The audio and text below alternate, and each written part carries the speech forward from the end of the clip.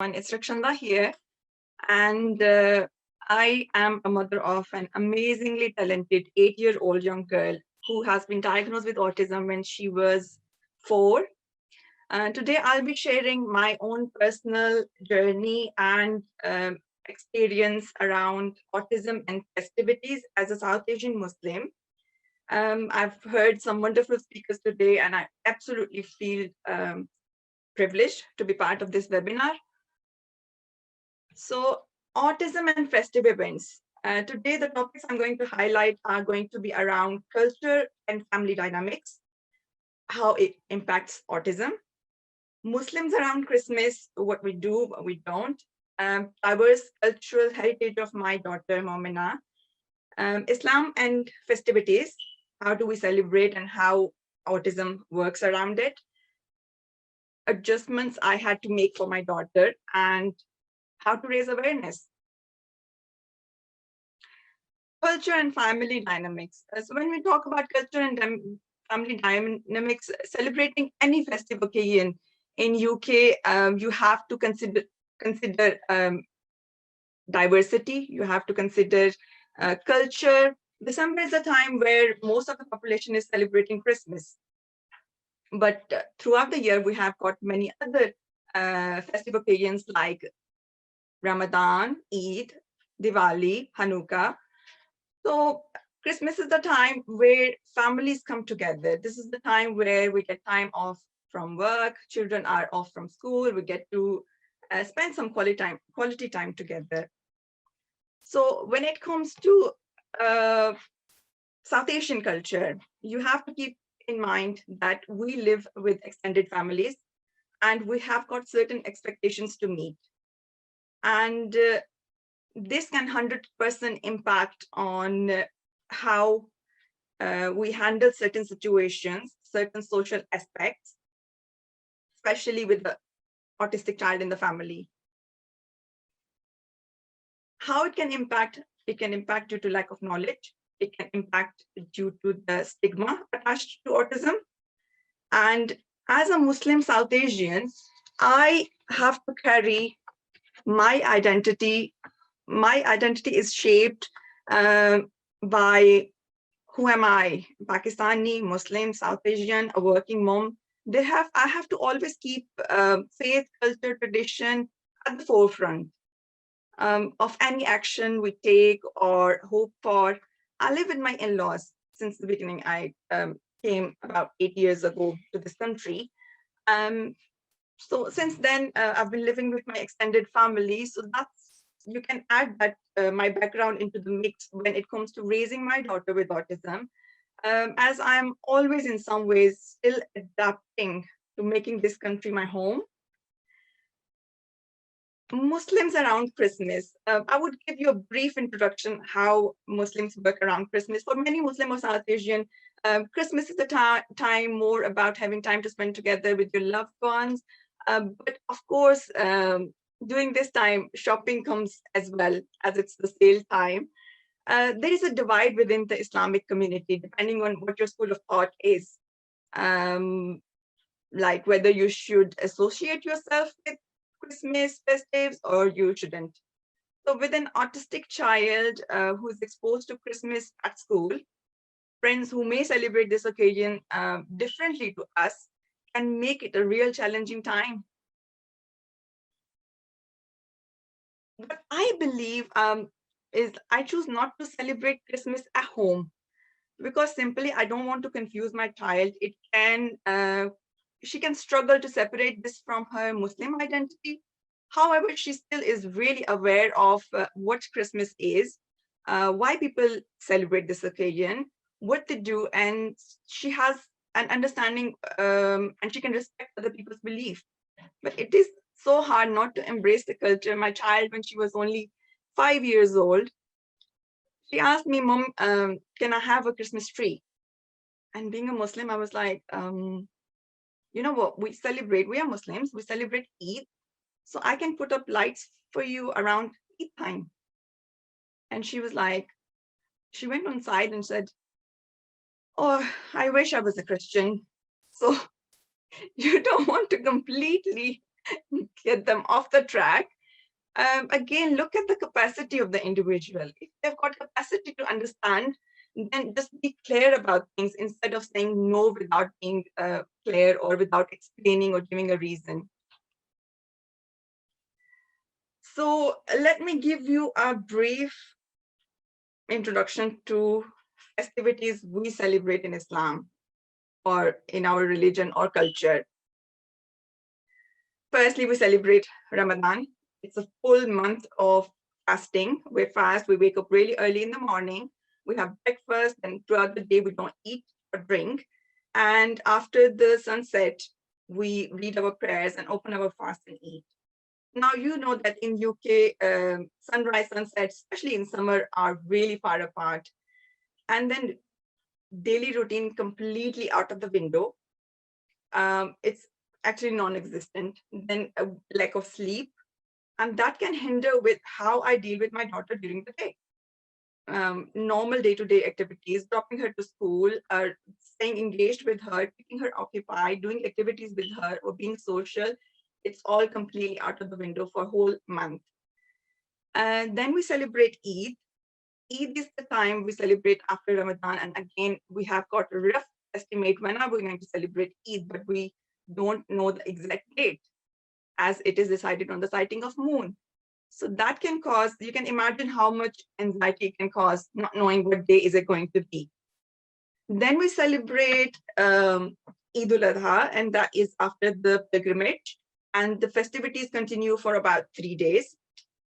Then we have Eid Miladun Nabi, which is the birthday celebration of Prophet, peace be upon him. And again, we've got lots of family gatherings, visitors coming to meet you. You go to houses, we read nasheeds, and it's going to be a lot of food. All our festivities revolve around the food. So you can imagine loud noise, food, different smells, change of routine, not to know what to expect, what's going to happen. So just building up. And then comes the family weddings. Alone in 2019, I attended 6 family weddings, each of them ranging from 3 to 5 days, with people from 50 to 1,000. And don't even go to the how much expensive it is. And you've got expectations, you have to be there. It not only hinders with your holiday planning, summer holidays, or you have planned a weekend and then there's a family wedding to attend and you have to go. So then comes the birthday parties, which we attend and celebrate. So this is a little bit about festivities we celebrate in our religion, in our culture.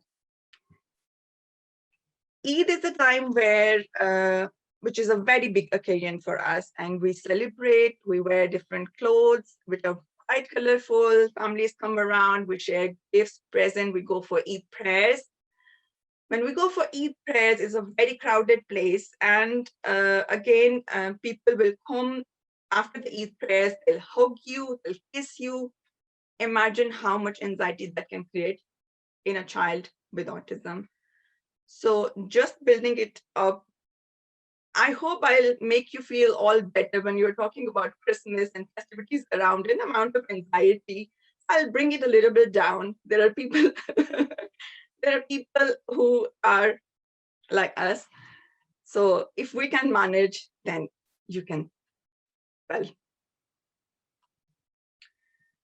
so in Ramadan, again, let's talk about what's important and what's not important. What can be just put on side. So in Ramadan, when you are fasting, routine is out of the window. Fasting is obligation, but fried food is not an obligation.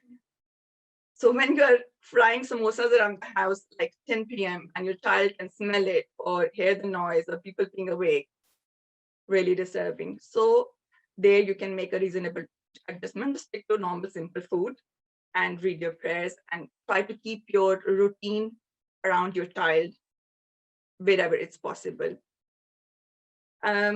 growing up with Momina, it was really hard. I would wake up for morning prayers. She would wake up after me, and that used to be like around 2 a.m.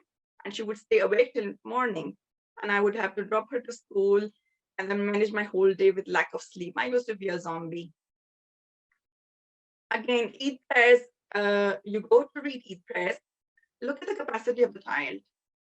So if your child has got capacity, then you take them. Otherwise, it's not compulsory. It's not forced upon you.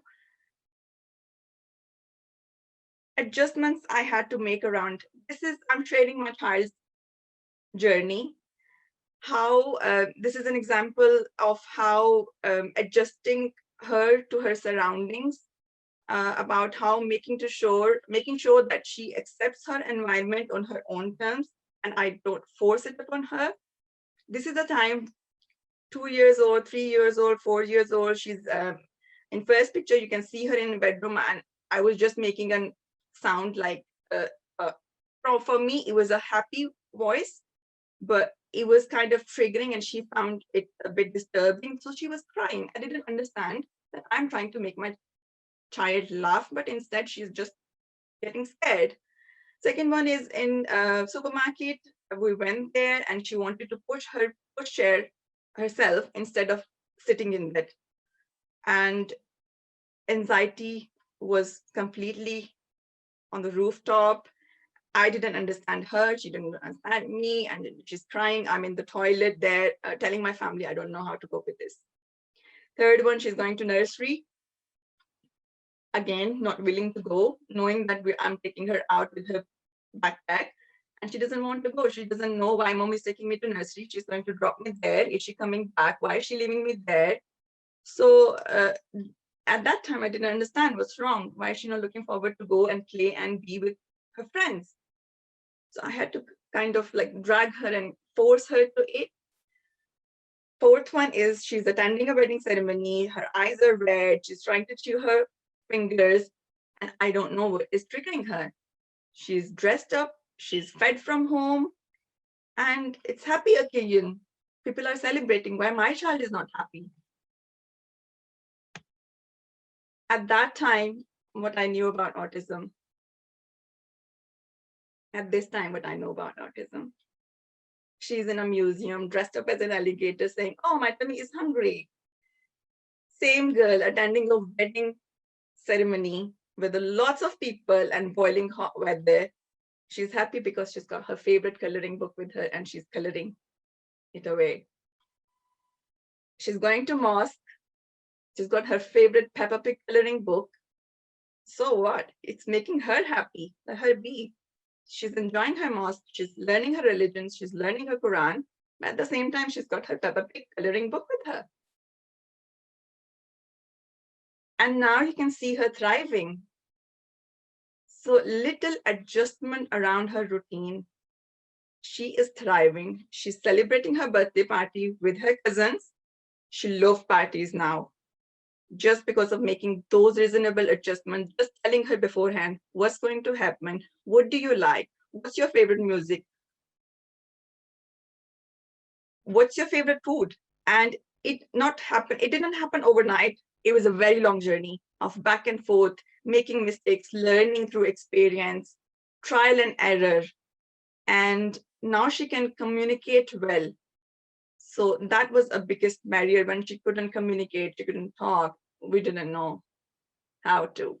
And now when I'm preparing her, I will relay information to Momina. I'll show her pictures. I'll create a momentum around it. I'll create imagination in her head by showing the pictures where we are going, what's going to happen, how is it going to end.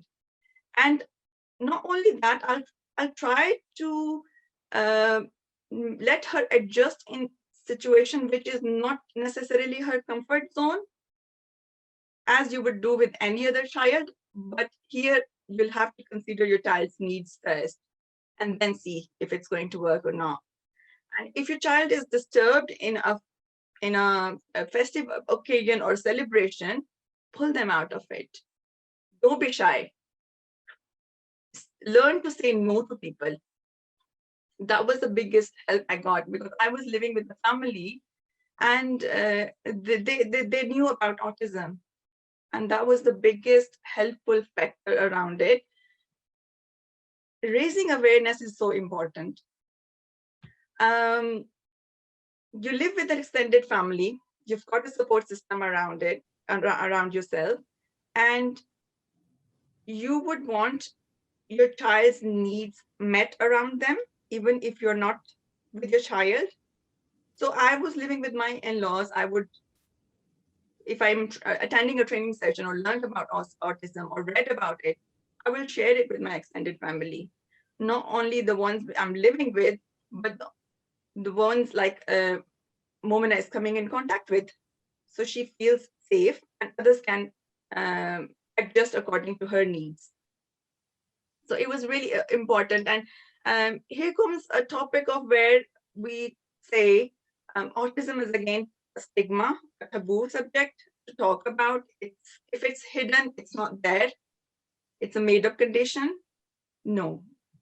Raise awareness wherever it is possible. You should be able to educate people openly, honestly, whoever are in direct contact with your child. I would like to just end my presentation here. I wish you all a happy holiday with your loved ones. And